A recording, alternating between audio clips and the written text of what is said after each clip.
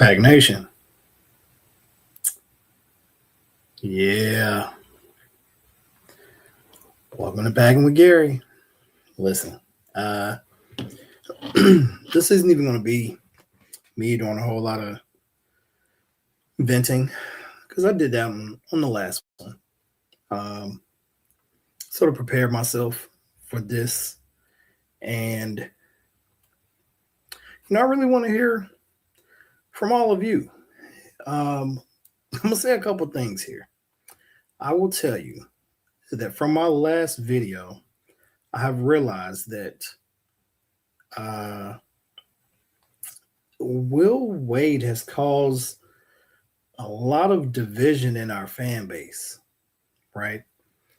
I'm reading people's responses to, various things I've said, things on X or any other social media, right? And we got Pack fans going at Pack fans like, oh, it's year one. You don't know what you're talking about. Support the team. And and I agree you should support the team, but it doesn't mean we have to be content with where we are. So it's a lot of shots being fired that are surprising to me. But yeah, we're like divided like politics right now, and it is interesting. I can't say that I have seen that in my lifetime. Everyone was pretty on board with Keats leaving, right? The fan base as a whole probably was like done. Some others were like, oh, well, I wish, but the numbers are the numbers. In this case, the numbers aren't the numbers because people are like, it's year one, so that's an excuse.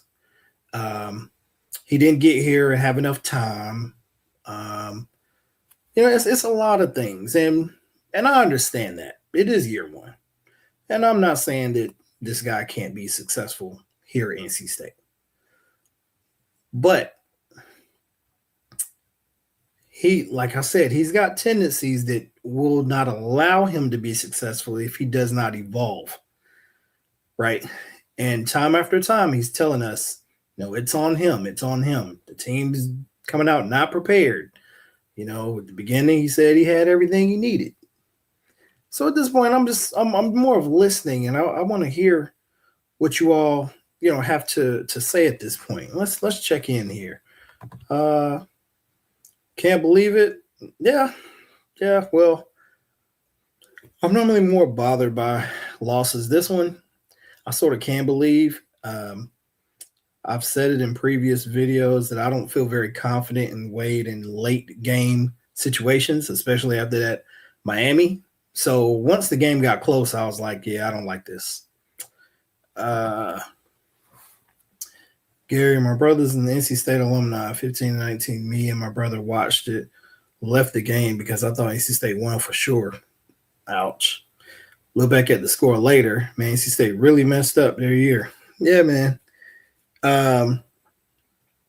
Yeah, that's all I got to say to that. They didn't want the double bye. I mean, it's still a chance, but they're making it tough. Say rise and dies by the 3. Absolutely. But in this particular game, they were going inside. Lubin was having a good game. This to me did not seem like a game where you lived and died by the 3 the entire game. At the end, I don't know why they fell in love with shooting this 3 ball for like 7 straight possessions, but they did. But Lubin was playing well.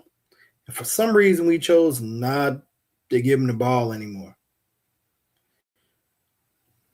Hey, Will Wade supporters can tell me what that was for, 2 straight minutes, overtime. Y'all can let me know. How do you lose the lead? How do you lose in the lead throughout the whole game, I'm assuming? How do you lose? You're in the lead throughout the whole game? Yeah. I don't know. Let's see what Jake Clemens is talking about. To be honest, Wade's character was a concern that made me not jump all in. I've seen the talking coaches that say nothing. It never works out well. I hear you. Like I said, he is very good at press conferences and keeping everybody hype and engaged, and it's I don't even know how you would describe it. He's got the gift of gab, but man, just to see this man, and let me tell y'all this. So if there's super Wade supporters on here, I'm sorry, this might not be where you want to be right now, and I understand. I'm not trying to bash him, but I am going to point out that this man, and you don't have to take it from me. If you go listen to previous radio shows, he said he wanted to play Abube right before these media timeouts to give Lubin or whoever rest. Okay? This was probably 2 weeks ago, maybe even 3. Has not done it. Today, he had to play Abube for a little bit to spare this man because Musa got hurt, and he still didn't want to play him. And when he got in, I mean, he did what he needed to do. Allow my man to get some rest. But he still didn't want to play him. Stuff like that is, y'all don't want to hear it. It's very Keats-like. I'm going to stick with my one big, and that's it.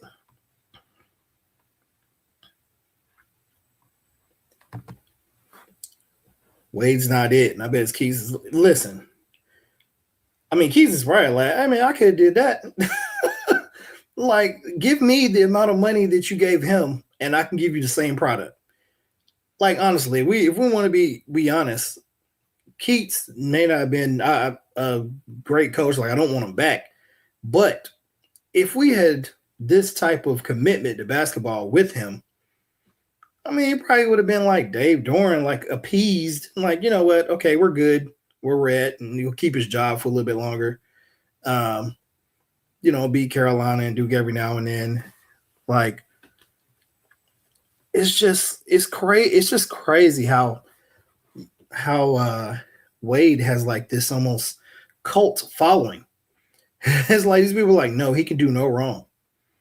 And I was talking to one of my other friends, and I was like, listen, I get Wade's winning percentage and all of that and what he did at LSU, but we can't just act like the man might have been cheating during some of them years.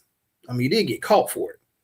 So, I don't know that we can compare his performance before to other coaches that maybe we've had or that are still coaching now. It's not fair. So I say okay, if this is our guy, cool.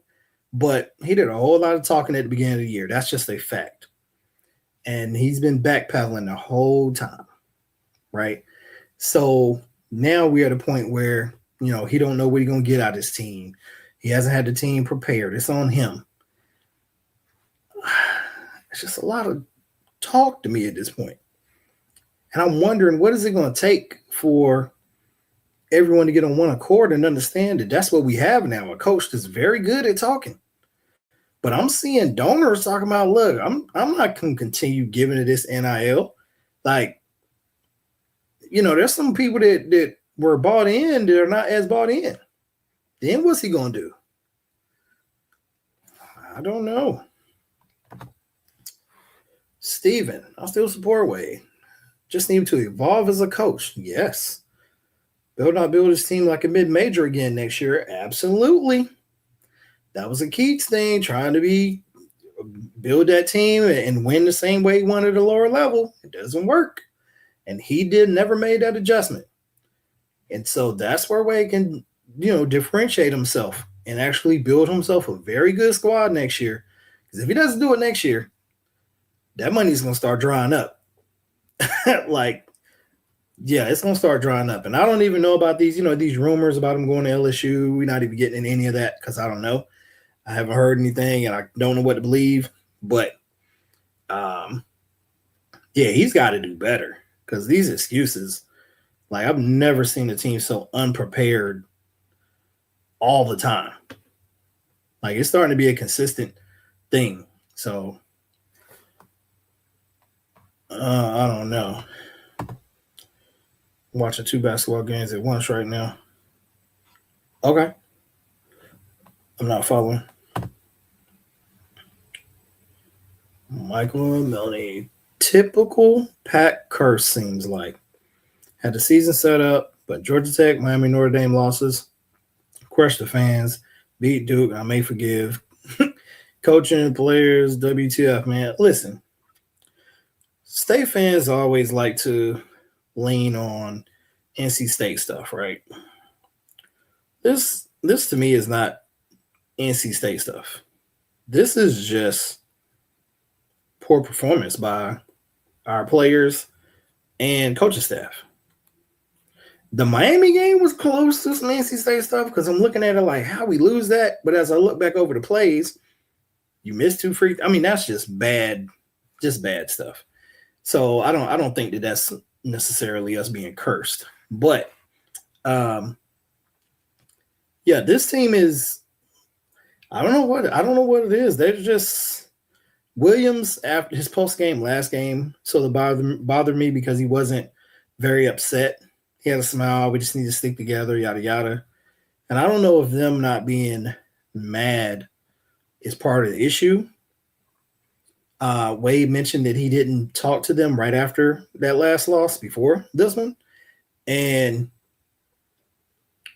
that's a little concerning. Like he's afraid he's going to lose his team if he says what he really wants to say. So, that's a red flag. Yeah, it's wild. I told you, Gary, 3 years and that support will drop. If he continues this route, it probably will. Now, I'm hoping that is not the case. I would love to spend this year, like the off season, just apologizing to Will Wade in all my videos. Like, ooh, that was a great run we went on. And he fixed this and he fixed that. Yada, yada. Highly unlikely. I'd love to spend the start of next year like, oh, man, we got a squad. See, he's nothing like Keats. We got all these bigs and we're athletic and, we're picked to win the conference or something like that, but highly unlikely. So, yeah, that's pretty much where I'm at. I mean, it was just a month ago. I was really excited about the way the team was moving. And then all of a sudden, we just went completely off the tracks. I don't understand. It's hard for me to even follow. I can't even tell you when it went wrong. Reminds me of Sidney Lowe years. Whew, man. You know what? I think Sidney Lowe years are so bad, I put them out of my mind. Yeah, I mean, I couldn't even name a lot of the players during that time. Oh, man. That's bad, I know. Williams more like will my draft stock. Oh, Williams more like will my draft stock drop after losing to the two worst teams in the ACC? Listen,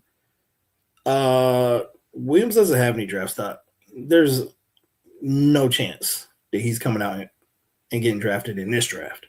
If this was like one of the down years where you had like seniors going lottery or something like that, cool. But I mean, there's probably 20 freshmen that potentially will get drafted. And then they'll go start picking on the old heads, and those are going to be like all-American level players. So, yeah, if Williams got drafted, I will be super surprised. Like, that would be the biggest surprise to me of the entire draft. I do not see that happening. Paul McNeil or Matt A will have a better chance of getting drafted than that guy does. Oh, Robert, Gary, I don't have much to say. Most of these guys need to return their NIL money. We are just NC State, and this is par for the course. That's the frustrating part, right? Like, we've felt this way for years. We, just what NC State do. But we're now at a point where we're spending so much money. It's different when you're recruiting players and they're just not as good as the other schools, right? Because we didn't get enough 5 stars, and so we can just never get over that hump. It's not enough kids that want to come to play at state. They want to play down the road.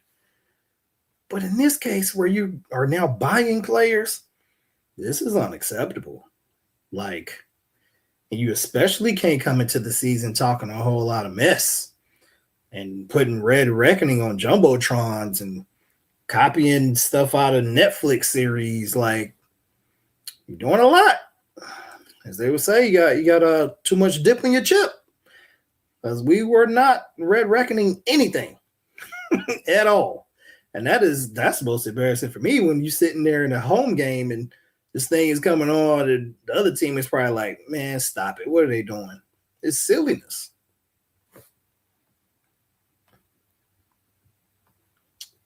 Absolute silliness. Let me get caught up with y'all here. Jonathan. He is in year one, y'all. Dude had a worse record in his first year at LSU than the second year made changes. I expect changes to come year two. We need to relax. So, Jonathan, you and I are normally, on the same mindset. We're similar in thinking, but I completely disagree here.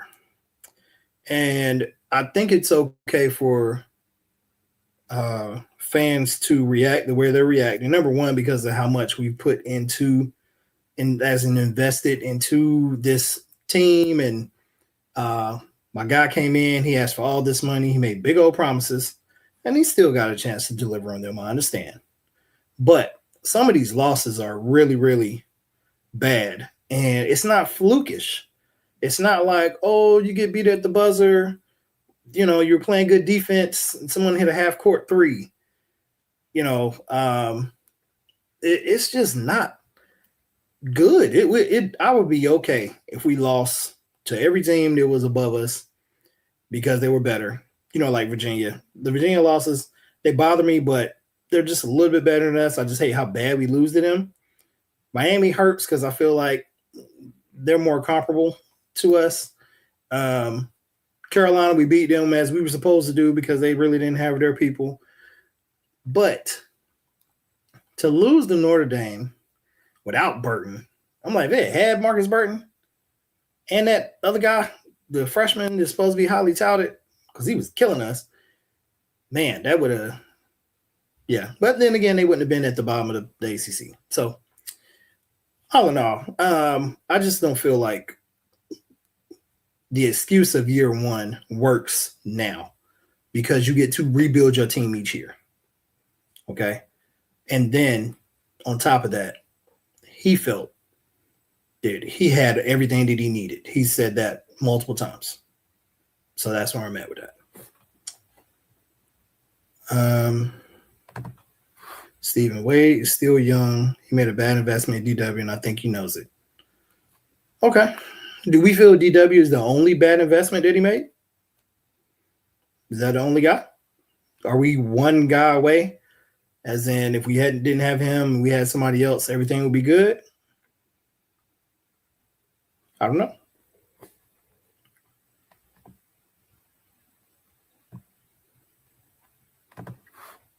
Wade is already done with these guys worse than we are. I believe that. I believe he's probably lost his team and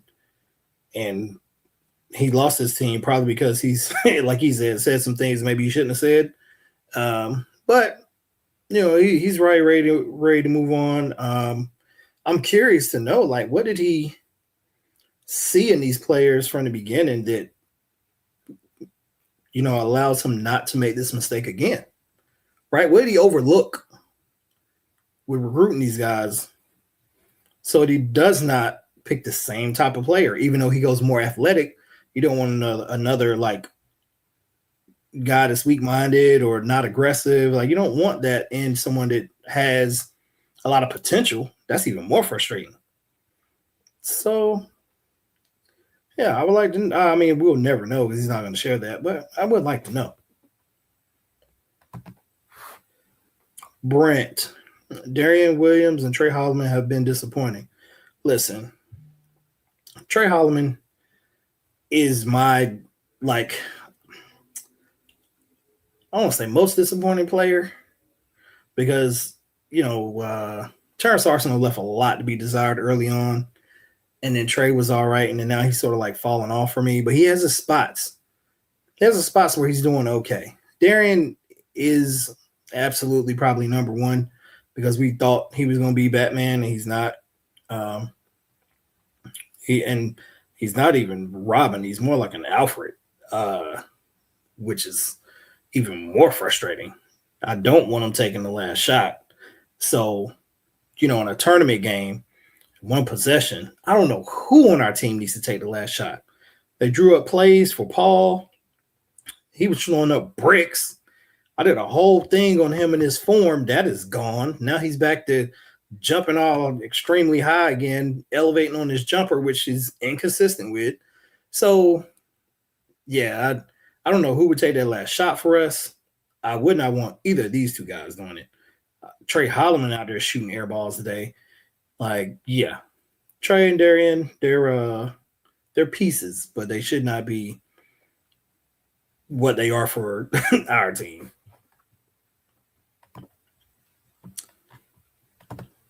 Let's see. You hear Matt Abel's NC State best recruit since 16, 17. Yeah, I mean, Abel, he looks it sometimes, so I don't have any problems with Abel. Now, what I will say is consider that the way that Wade is handling Abel concerns me because I like Abel's game. And I think he has a lot of potential. He has higher upside than probably anybody on the team. I mean, Paul, if he can learn how to play better defense, get stronger, maybe. But Abel has an aggressive mindset. And like they say, he's pretty good at film. Like, it's just so many positive things with him. Why you got this man sitting on the bench?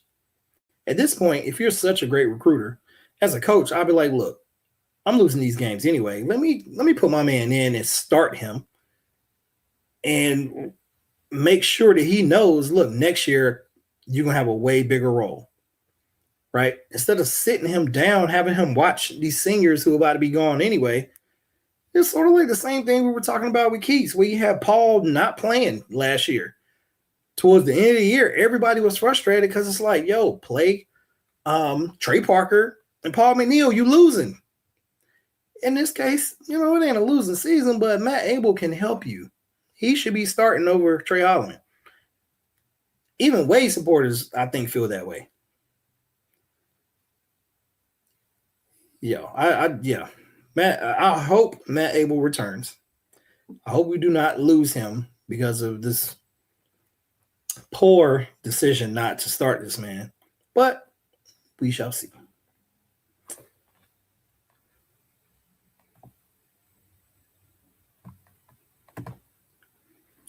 Jay Clemens, okay. They don't have a championship culture or mindset to be successful. They play scared down the stretch, and Copeland displays everything Wade has been to this point. All bark, no bite. Whew. Man, tell us how you really feel. What's wild about that is he emphasized how much experience these people had in the tournament, right? This is win or go home situations, and everybody had been in a tournament and been on winning teams and all of this stuff.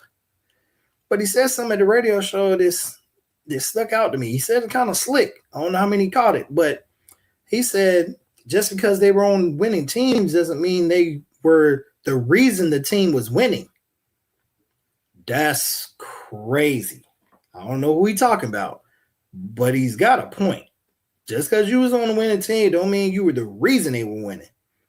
So if he feels that way, again, that's on him as the coach. Did you pick the wrong guy? Because you're supposed to pick the guys that are winning. And we just had this huge rant early in the season about how great Darian Williams was and the plays that he makes. And, he makes winning plays if he only scores a certain amount of points. Where's that energy at? You don't have that same energy now. So it's interesting. I don't know.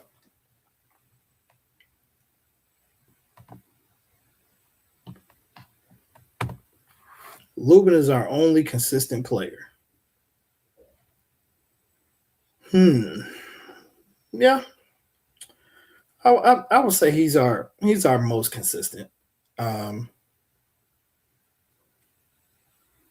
yeah, he's our most consistent player. I'm okay with that statement. I'm okay with that statement. No one else is even close. Lubin, I'm sorry we're wasting you. Just like CJ Bailey, man, I'm sorry we're wasting you. Mm, so much in that. Um, yeah, I don't have any. That says a lot. I don't have any more for that. Uh, Brent says we was the favorite to land PJ Haggerty until Darren Williams committed. Yeah, from what I haven't watched Haggerty, but I hear he's a bucket. I think he's averaging like 20 some points a game. Now, when you get a player like that, I don't know what the rest of his game is like and how involved he gets everyone, but uh, it would impact, development of someone like a Matt Abel or Paul McNeil when you got a score first like point guard like that. Um, but in Wade's system, that might be best, right? Wade has mentioned he's not a guy that wants a balanced scoring team. He don't like that. He wants an alpha who you get a ball to, and you say, "Move out the way, go get me a bucket." And I'm not gonna lie, those are fun to watch, right? When you know that the guy can just put somebody on an island, break them down, get to their spot, hit a jumper, three, whatever. They got all the moves, get to the hole. I like those guys, but normally those guys aren't on the best teams because people know they're not getting the rock, right? They just go get the ball off the rim. So we will, we'll see how that plays out. Now Haggerty, if I'm not wrong, he has another year, right? Y'all let me know in the chat. I think he might be a junior, so we could always get him, next time around if we want him that bad.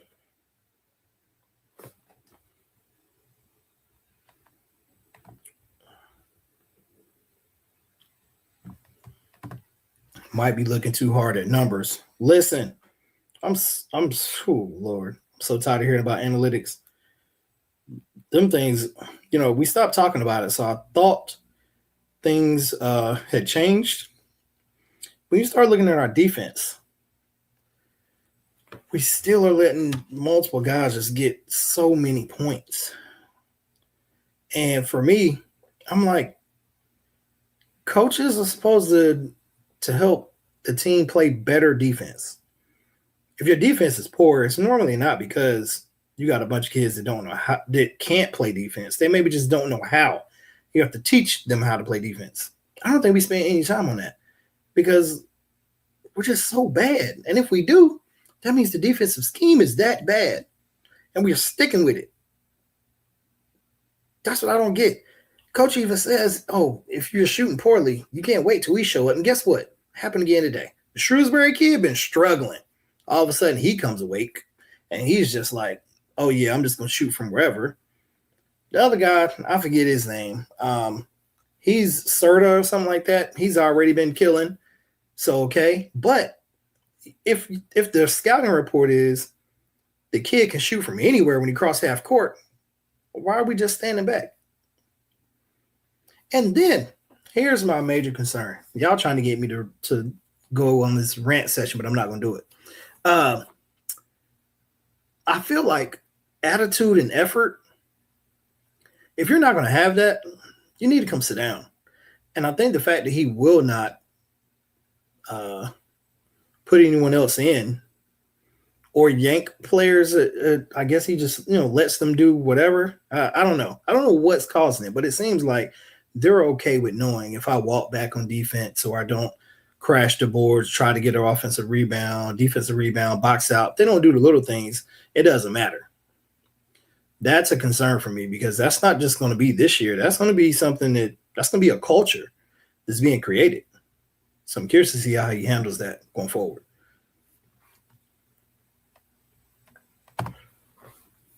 David, this team looks tired. Lack of size taking its toll in the second halves of games. This team's starting to look like Keats teams. Williams is not a closer. You're right, David. You're right, but watch out saying stuff like that because there's some of our fan base that don't want you talking about your savior that way. And I don't want you to have mean words spoken to you. Okay.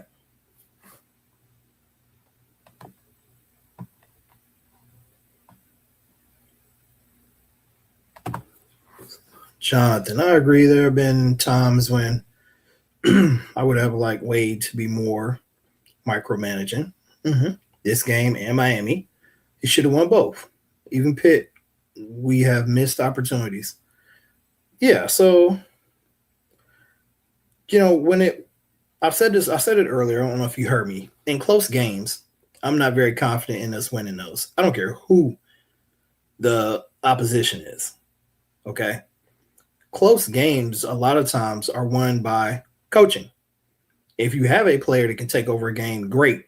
But sometimes you can draw up a play, change a scheme, do something different, like attack a mismatch. Like the coach really gets involved towards the end of the game.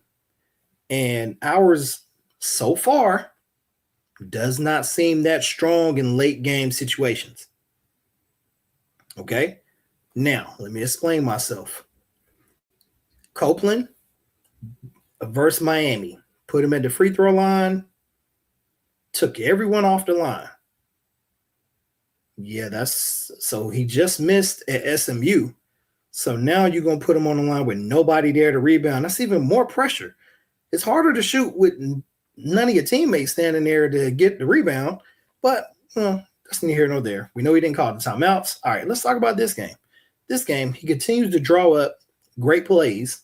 I'll give him that. But they seem to be three balls. And if they are three balls, why we didn't call, shall I say, if it was supposed to be a three and they continue to shoot three, why not call a timeout and get it together and say, look, don't you dare shoot another three. Throw that thing inside the Lubin. Okay? Because to the average fan, all that action looked like get Paul McNeil another three. Get Williams a look at three. And they were great looks. But they were breaking them. So why are we still shooting them, coach? It had to be that he wanted them, right? Or is his team really just like disrespecting him and doing what they want to do? I don't know. Unfortunately, he and some Wolfpack podcasts have hyped us up for the season. Had they not, we might be more understanding. They hyped the expectations. Kind of unfortunate, I guess. You're right. That is the thing. He hyped us up. He got the money that he wanted for NIL, I'm sure, and all the buy-in. And that is what is bothersome, right? You got the Wave followers that feel he can do no wrong. They're like, oh, it's only year one, right? So they're still bought in. Then you have the average, the rest of us, the more NC State fans that are fans of the basketball team and hope this is the right coach. We're like, look, we heard everything you were saying. We were right there with you. But it's not quite like you were saying. And if you had not built it up so much, then, we'd be like, okay, we're in a good spot. It's the first year. The frustration comes from the promises, right? This team is nothing like what we thought we were going to have. If he had came in and said, for me personally, if he had came in and said, hey, Pack Nation, I'm going to build you a winner. It might take a couple years, but we're going to get there, and we appreciate your support along the way, yada, yada. Even with this first team is going to set the foundation. I've been cool. But this red reckoning and we can put the whole nation on notice type mess. Come on, man. You making us look like fools out here. Don't do that. I want you to under promise, over deliver. It's very simple. You got the job. You're not interviewing for it. Just say, hey, you know what? We're gonna put in the work. And that's it. Talking about us being proud to go to work and hold our head high. Man, listen. Duke just beat Virginia by 20-something today, 25, 26, something like that. Come to this Duke game, hey, he better get it together because we mess around and get blown out at home. It's going to be a problem. I don't want to hear, this year one type stuff. Like, no, come on. You should be upset about that. I don't care how much you love this guy.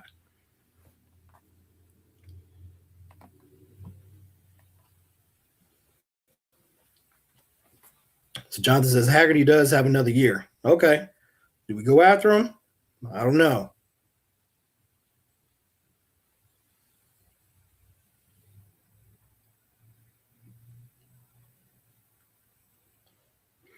Let me ask you, have y'all seen Wade's post game? Nobody does a post game, even on the road. I haven't seen it. Did he just do the radio show? I saw some quotes about him and Matt Chasnow, but I'm just curious. Did he do like a post game in front of the press?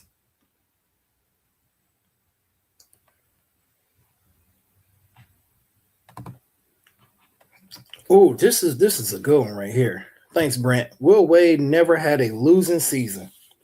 Okay, so the fact that he hasn't had him not having a losing season before McNeese, I don't put a lot into because he was cheating, right? So we don't know when he was cheating, when he wasn't cheating, so I can't put a lot into all of that.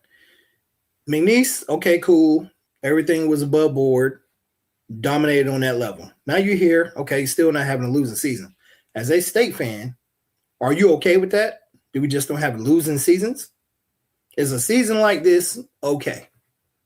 And then you say, well, you know what? We're, middle of the pack. We're okay. To have like a Herb Sendek type performance with Jimmy V flair, is that what we've been looking for this whole time? I don't know. I'll ask you that. Last NC State coach to win the ACC championship and make the Final Four. Last NC. Are we stating who that was? Listen, we're not going to start. We're not going to start bringing up your guy because State fans are already mad at me for not being gun ho Will Wade. So I'm gonna leave that alone.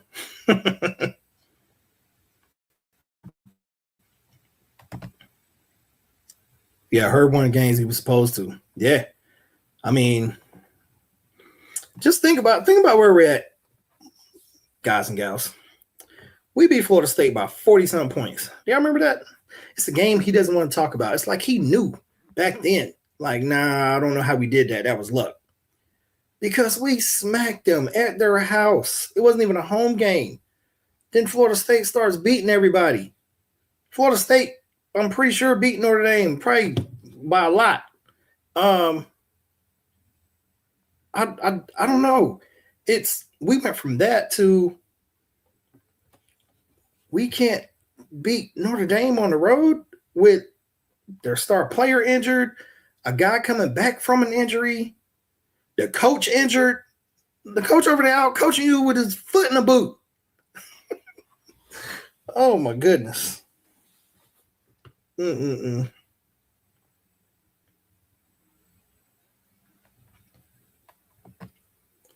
stop with these other coaches who are looking for winning the program consistently. That 18-15 season at LSU happened. Outside of the 25-5 season, he had a lot of Mark Gottfried-like seasons with early NCAA exits. Yeah, I really don't. For me personally, I don't even care about what his record has been. It's what I'm seeing, like, with my eyes right now.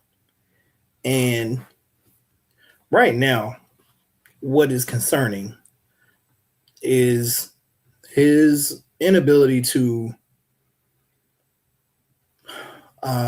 change in game, and it seems like throughout the season, but this is just season one, so I'm gonna just say in game right now.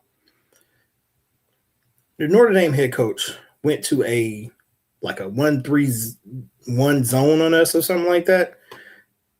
Whatever it was, the zone he played seemed to have bothered our team because I thought with us being a 3-point shooting team, we would shoot them right out that zone. Nope, didn't happen. So he changed his defense on us based off of who was on the court. We came down, and should I say, when we got on defense, what we did was none of that.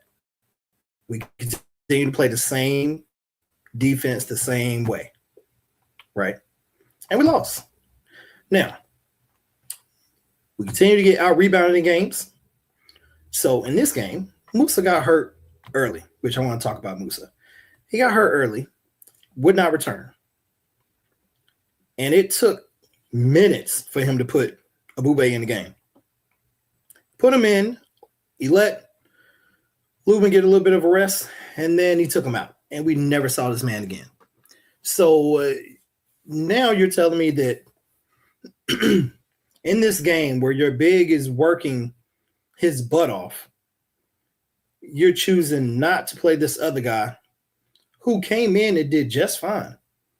He would have kept that dude from going in the paint over and over again, or at least if he was going to foul him, it would have been a hard foul. He wasn't going to just blow in his ear.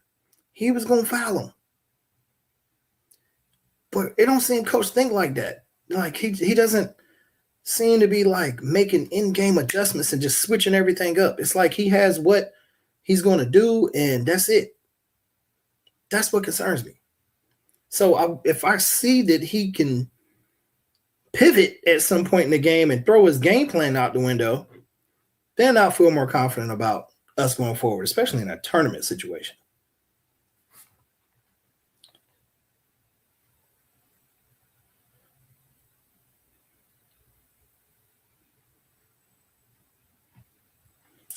Just getting caught up on your comments here. Oh, Steven. I want to put Steven's comment on here. I think this team bounces back against Duke and makes a run in the ACC tournament. Although I do agree with you, Gary. I don't agree with much of Wade's ideology. Yeah. So, I'm with Steven. I so badly want to be like, look, everybody, I got to say I'm sorry. Y'all are right. This guy is on another level. Straight winner. The way he does A and B and C is just next level. He's playing 4D chess. I want to say all that stuff. But right now, I'm not impressed. I'm not impressed, especially considering that you get to build your team out and you talk your team up like crazy. Like you really, really acted like we had a squad, and we're not a bad team. Don't get me wrong, but we're not how he said we were. We're not Red Reckoning. We're just, I reckon we okay.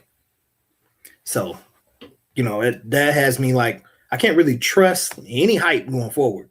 Even if we have a great recruiting class, transfer portal class, I'm not getting hype about it because I'm like, man, I got to see. Because you've been doing a lot of fluffing, right? Like you gassing us up, telling us it's going to be one thing. And we're, as State fans, we really going to have to temper expectations with this man and his squads until we feel confident that he's telling us the truth. Because right now, he's not doing that. He is not doing that.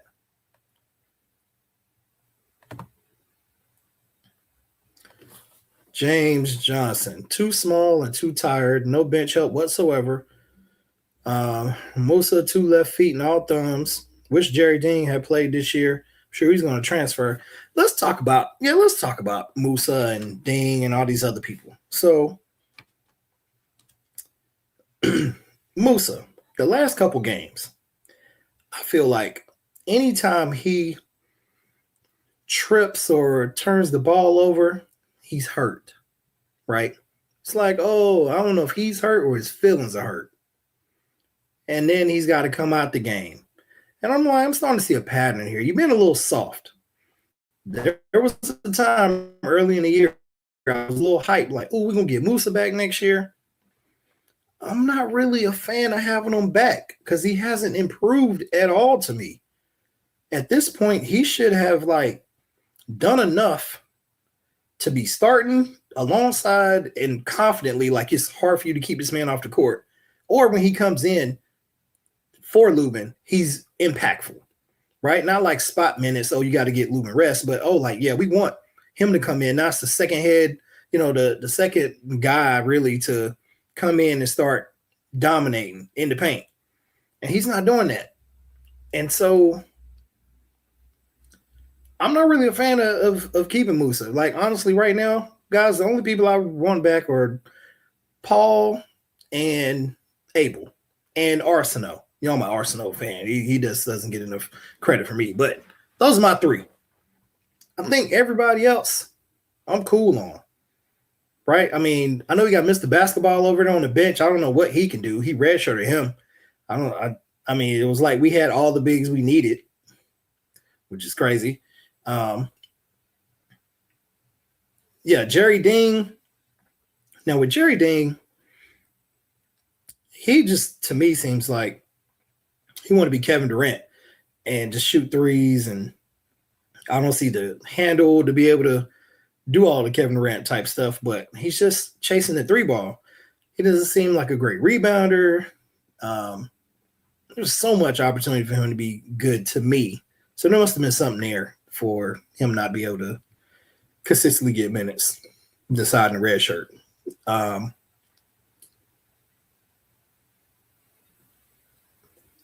Colt. So, guys, Colt, I mean, he came back home, and my man, I don't know how many minutes he's played. I know he was hurt. He had some type of injury and some surgery or something like that.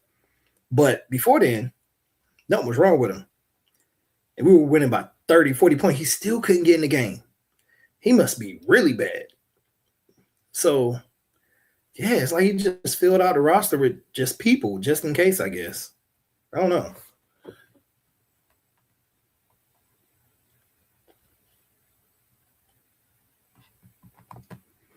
Keith, coach said it was going to be a different year. And this is what we're getting. No adjustments being made. We don't play defense, let alone score 30 and another score 25. Yeah, he blew his NIL load on Williams. It seemed it. Yeah.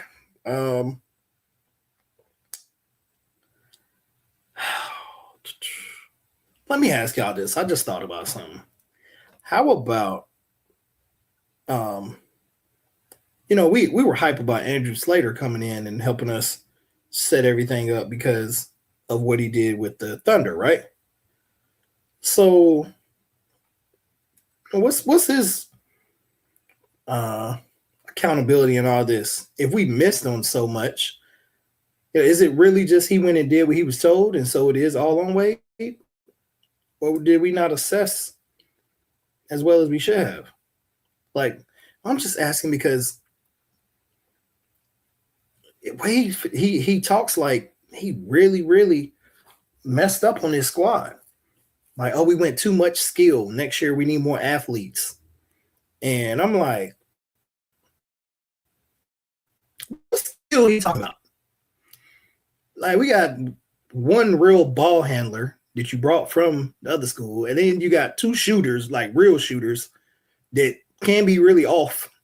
Like, I don't know the skill that he's referring to. There's only one, like, good passer. I'm not going to call him elite because he will turn the ball over. So, skill sets, passing, shooting, dribbling, rebounding. Those are normally your four major skill sets, right? We don't have an elite rebounder, so what skill set? We didn't chase that one. We got an okay passer, a couple shooters, and one guy that has the ability to handle the ball well. So I don't really buy that either. But, I digress.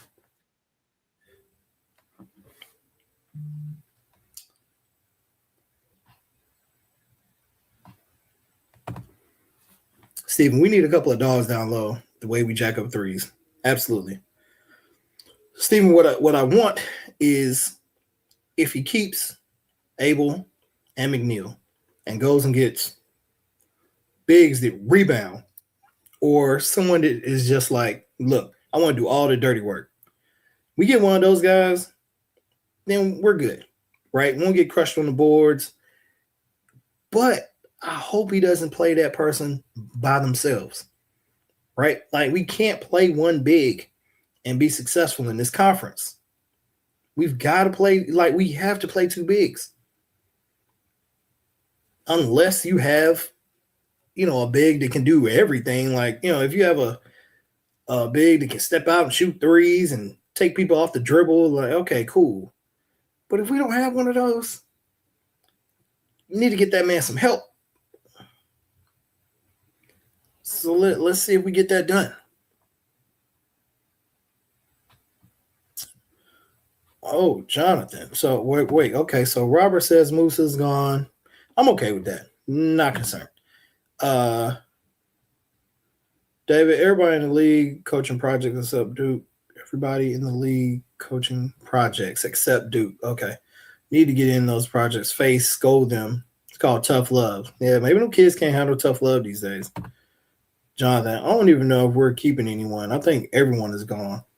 I don't see them building from scratch again. I don't see that. I think, he says he doesn't see it. He likes to keep a third of the team. Oh, man. Let me see. That's me. I apologize. That's me buying into him and his chatter again. But he has said he likes to keep a third of the team, and they normally don't lose anybody they don't want to lose, right? Yeah. So if he happens to be telling the truth there, then I see that, he could keep Paul and Abel. Neither one of them pursue professional careers. And like I said, Arsenal, but I wouldn't want anybody else. And if he can't keep those guys, I'm okay. I'm okay. Like I said, we got, at least for this next year, the money to go get a better team. I just hope he can do it. Like, you can't chase another guy to be your star because of how their numbers look at a previous school for a stretch that's not ready to be the star. Like, you need to go get somebody that's ready for that role. And I hope they, assess who that is better than they did this year.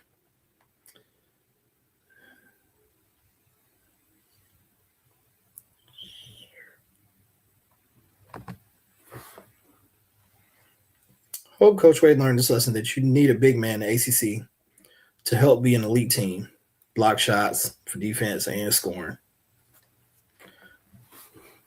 I hope so. I don't know that he's learned that because he's got Abube sitting on the bench just wasting away for no reason.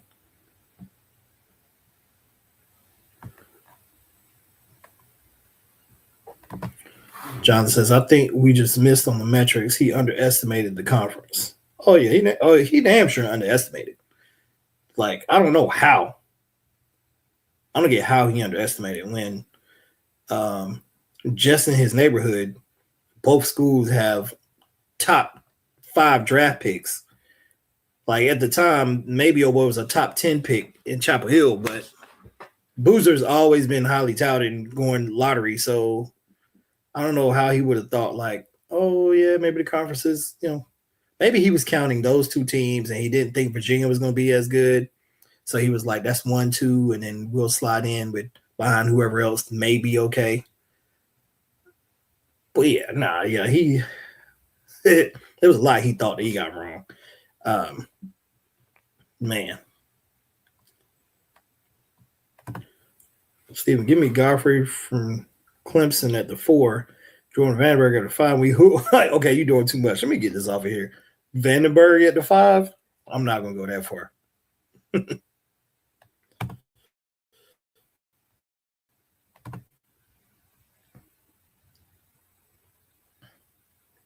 Yes, Lubin's a good pick. Yep.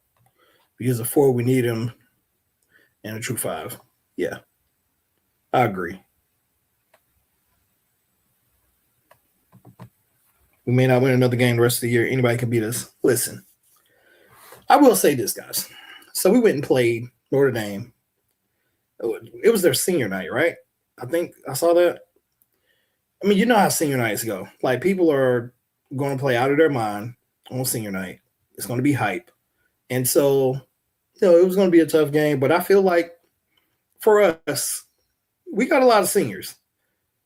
If these knuckleheads can't play out of their mind on senior night to get that W, then that's sad. So I don't think we lose that game. The Duke game is just, listen. How about this? If we win that Duke game, I'm gonna be happy and upset at the same time. Because if you can beat Duke, man, I don't care. Like it's just ridiculous. It's just like them rubbing it in our face, just like, look, we gonna play as hard as we want to when we want to. Like the check's still gonna cash. Like if you go out there and play at a high elite level to beat this team, the number one team in the country, after losing to Notre Dame like you did, I'm gonna be like, look, this is just disrespectful. I'm gonna feel disrespected. I'm gonna be excited, but I'm gonna feel disrespected. Like you just telling me like I play when I want to at that point. It ain't even about skill if they pull that off. It's all about effort.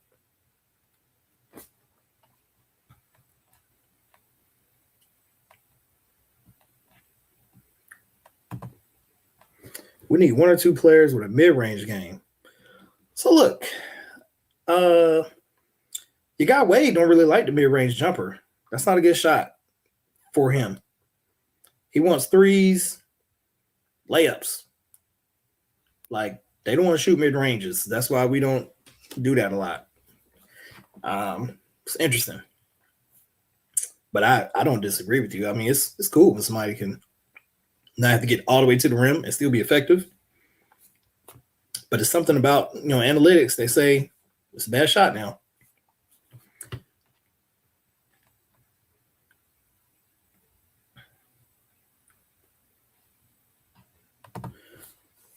Okay. It wasn't Will Wade who made D. Will Reese I think it's supposed to be preseason ACC Player of the Year and called him number one in the portal. There's still time to shine, DW. Oh, that's nice. That's a nice encouragement for him. Yeah, I'm not about that right now. So let me see. Never mistake the guy that cheats on the test as a student right now. That seems to be Wade. Oh man, whoo, that's a bar. He cheated on the test. That was good. Sorry. I wouldn't go that far. Like it's because it doesn't mean he couldn't have aced the test, but he was cheating, right? He just made it easier for himself.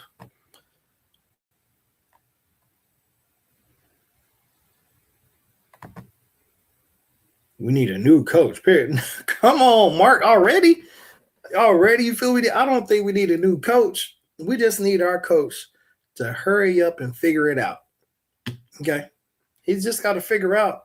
Look, I got to do a little bit more than what I did before. Like, not only are you coming from a lower level conference, but even the SEC wasn't this level of play when he was there. So, ACC is top tier, no matter how much they try to talk down about our conference. And I think he learned in that. So it's like he gotta change it up, man. If he changes it up with his ability to draw up plays, I think he could be good. But if he's not willing to do that, he's gonna crash and burn. So I got my fingers crossed.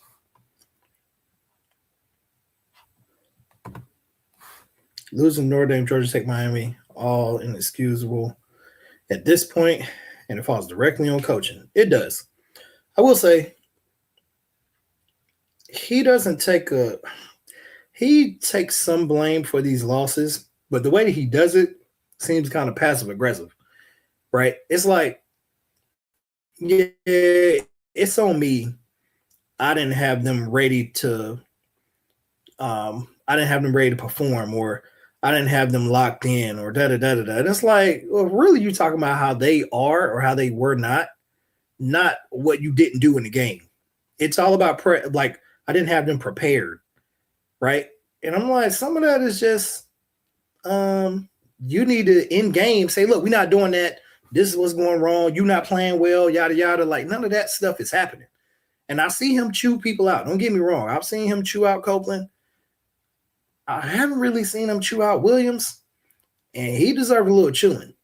Like, he takes some bad shots, and they're quick. And I know he's supposed to be the star, But that's where I think he needs to be like, all right, look, let me talk to you real quick. You're doing too much.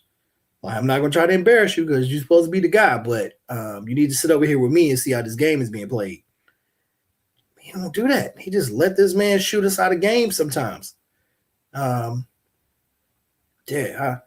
don't know.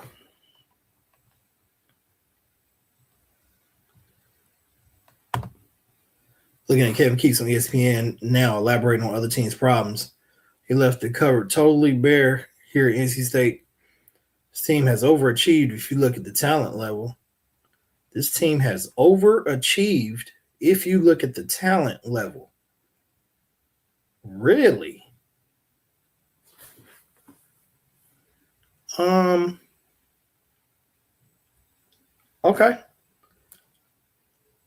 I'll have to look at the talent level. I just from just mentally thinking about it, I don't think so. But I could be wrong. I have to go back and try to see if I can understand where you're coming from there.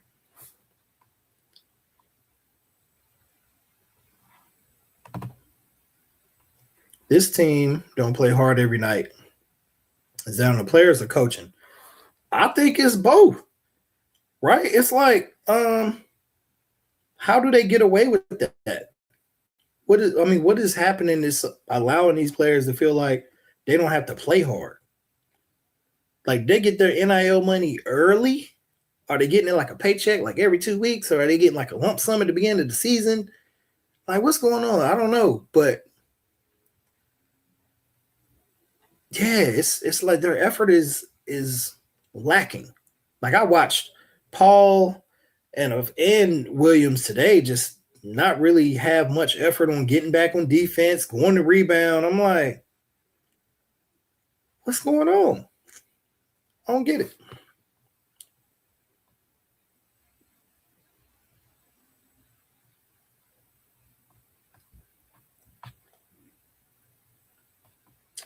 There we go. Coach keeps a strict morning routine. It's made me wonder if on-the-fly adjustments aren't natural to him. Like a split-second decision during a live ball to call timeout, for example. You're right. You are right. Whenever he is answering questions, he has a tendency to, it's not like a stutter, but he continues to repeat the question until he can formulate his words to get them out, right? And that causes a delay. I wonder if that delay is happening when he's coaching. And then all of a sudden the moment is gone. It's like, oh, I should do this. And I'm thinking about it. And then it's too late. Like, I don't know. But he is not doing the in-game stuff. We've covered that already. I don't get it.